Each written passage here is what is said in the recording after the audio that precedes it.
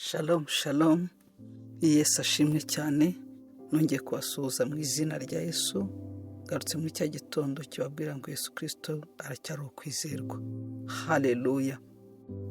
Yesu Kristo ni uwo kwizerwa ibihe bidashira.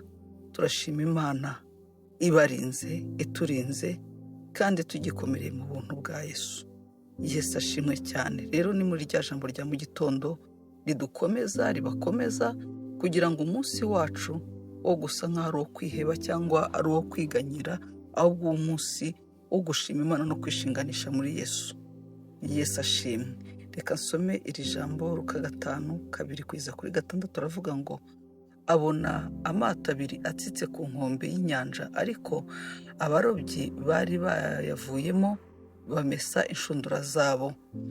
Yikira mu bwato bumwe bwari ubwa Simoni, amusaba kubutsuraho hato ngo buve ku nkombe. Aricara yigisha abantu ari mu bwato. Arangije kuvuga abwira Simoni ati, igira imuhengeri mujugunye inshundura murobe. Simoni aramusubiza ati, databuja, twakesheje ijoro dukora cyane, nyamara ntacyo twafashe, ariko kuko ubivuze reka nzijugunye. Babikoze bafata ifi nyinshi cyane, ndetse inshundura zabo zenda gucika. Haleluya. Yesu ashimwe cyane bene data. Iri jambo ryamfashije kuko numvishije uburyo Simoni na bagenzi be baraye mu mazi baroba, ntibagira icyo bafata, kandi ijoro niryo abarobyi baroberamo. Hanyuma mu gitondo bamaze gushoberwa bafura inshundura nk'abavuga ngo uyu munsi wacu upfuye ubusa. Bafura inshundura, barazanika, bashyira amato ku nkombe, bitegereza, ngira ngo bari bategereje ahari ko irindi joro bagerageza. Hanyuma Yesu arahagera, ahageze arabwira ati, Simoni tsuraho gatoya nicaremo. Amaze kwicara mu bwato arabwiriza, avuga ijambo ry'Imana. Arangije kubwiriza abari aho, abwira Simoni ati, noneho ngera usubire mu mazi ujye kuroba. Simoni aramubwira ati, ariko twakesheje ijoro ryose ntacyo twafashe, n'ubu ngubu sinibwira ko ku manywa aribwo ndi bugire icyo mfata.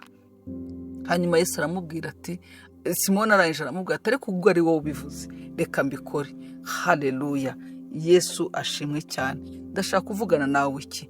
Igihe Yesu yari ataricara mu bwato bwa Simoni yari yamaze gushyira ubwato ku ruhande, yari atashye amaramasa. Ariko Yesu amaze kubwicaramo, amaze kubwiriza, amaze kuvuga ijambo ry'Imana, umurimo w'Imana umaze gukoreka, aramubwira ati, tsura. Noneho atsuye araroba ngo ndetse amafi ababana menshi. Icyo nshaka kuvuga ni iki? Igihe cyose ubwato bwawe bushobora kuba ari ako kazi kawe, ubwato bwawe bushobora kuba ari urwo rugo rwawe.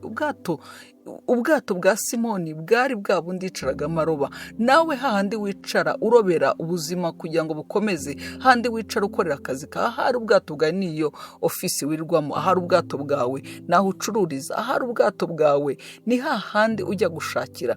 Iyo wemereye kwinjizamo Yesu, iyo amaze kwicaramo arakwemerera nawe ukagira icyo ubona. Ariko igihe cyose Yesu atazaba yicaye muri ubwo bwato bwawe, ntacyo uri butahane. Igihe Simoni yemereye Yesu ko yicara mu bwato akabukoreramo umurimo, niho yashoboye kuroba, kandi aroba mu gihe kitari icyo kuroba, kuko yari yananiwe kuroba mu gihe cyo kuroba.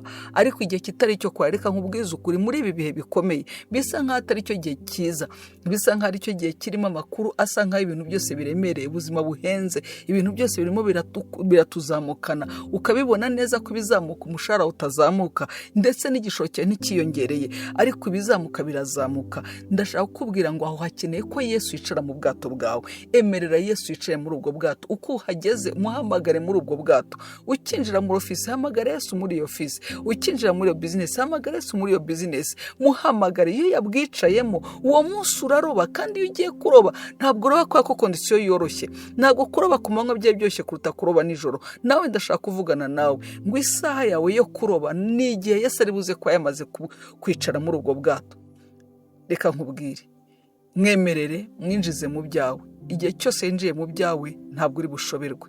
Igihe cyose wamwinjije mu gihe cyawe, amasaha 24 nayo mushakiremo igihe. Iyo wamuhayemo igihe muri ya masaha yawe, aranjira mu byawe, hahandi abandi bari bashobereye uraza kuronka. Mwene data naje kukubwirira ijambo rimwe.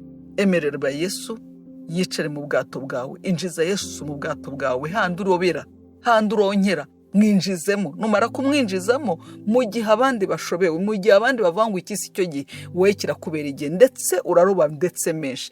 Ngo Simoni bararobye ndetse inshundura zibana nyinshi bashaka ubutabazi ku bandi. Nawe uri buze kuroba aho abantu bari buze gusagurirwa, aho uri buze gusagurira abandi bashobewe. Yesu aduhana umugisha. Injiza Yesu mu bwato bwawe. Reka ngusengere, ariko nkubwira ijambo muri iki gitondo, wongere wibuke kujya winjiza Yesu mu bwato bwawe uko ugiye gutangira kuburobesha. Data, mu izina rya Yesu ndagushimye, uzamuri icyubahiro, ngushyize hejuru. Iri ni ryo jambo mpaye. Nyemerera Mwami, uwemera gufungura ubwato bwe ngo winjiremo, Mana ugendane nawe, umuhe kuronka, umuhe ubutsinzi, umuhe gutabarwa na hahandi yabonaga bidashoboka. Mwami wanjye, umuremere igitangaza, kugirwa neza n'imbabazi bigendane nabo. Mwami ubaha umugisha, ugendane nabo, ubarinde gutaha bashobewe. Simoni yari atashye ashobewe iyo adahura nawe. Nabo Mwami wanjye ndasenga ngo bahure nawe badataha bashobewe, bahure nawe batahe bishimye, bahure nawe bahahe baronke. Kuko iyo bemeye kugushyira mu bwato, Mwami, ubwato bwari butashye amaramasa buraroba. Data, ndasenga kugira ngo mu mirimo dukora twemere ko winjiramo, mu maofisi dukoreramo winjiremo, bizinesi winjiremo, mu mashuri aho twigishiriza winjiremo, kwa muganga aho tuvurira winjiremo. Hose Mwami, iyo winjiye ntabwo akazi katunanira, ntabwo ubuzima butunanira, utubera amaso muri byose. Urakoze Papa, icyubahiro tukigaruriye mu izina rya Yesu. Bana na buri muntu, bana na bene data bose, ugendane nabo kandi utane nabo, icyubahiro kibi cyawe. Shalom shalom. Yesu abaho umugisha. Hakaribu Yesu mu bwato bwawe kugira ngo uhahe uronke. Ubwo bwato buri burobe ndetse byinshi. Ni umwemerera ko abanza akabwicaramo, hanyuma akabona kuguha hedi yo kuroba. Yesu aduhana umugisha. Shalom shalom.